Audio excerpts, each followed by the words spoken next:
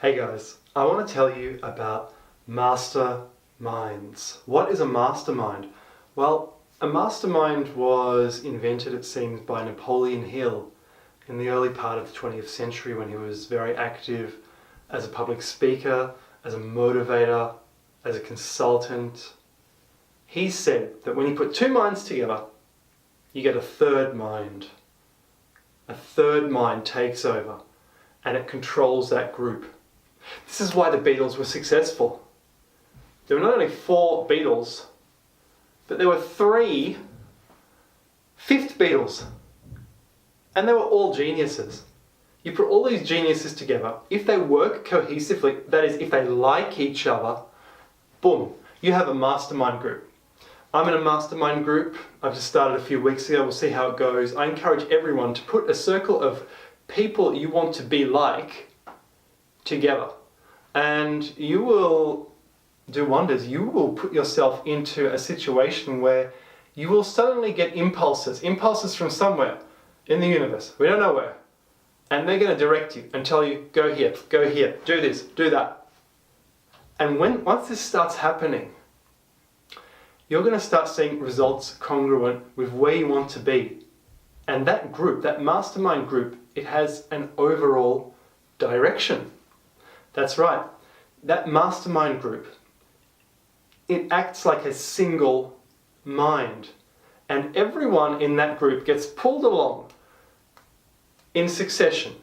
And so what I'm saying is, if you can mastermind, you're going to be successful. Another thing, Napoleon Hill talked about imaginary masterminds. So I think he had Andrew Carnegie. He may not have even met Carnegie, he claimed to, but he may not have. He had Henry Ford, he had Napoleon, he had several other figures in there, historical figures in this mastermind. And he quite seriously wrote in his book that he spoke to these historical figures before he went to bed. Now that's when you start dreaming and the mind starts wandering and thinking about the past and thinking about the future and all these things. But what was really going on? Was he just drifting asleep? Or was he actually sourcing knowledge from the universe? Sourcing these historical figures? Now in his book Think and Grow Rich, he thinks he was sourcing historical figures. I don't know. I don't know the answer. But if he was, and he could have been, because we are all energy, all pure energy, we just don't notice.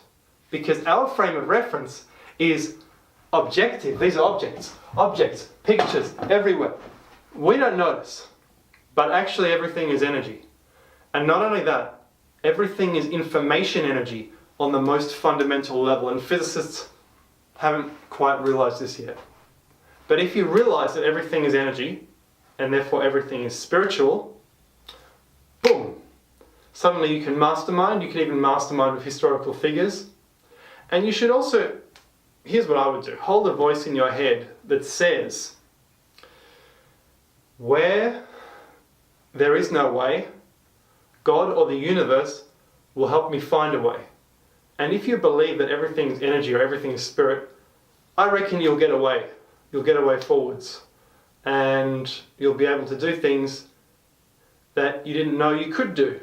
And it's the same with mastermind groups. Because you've created an extra mind, an extra energetic body, that energy can direct you and help you.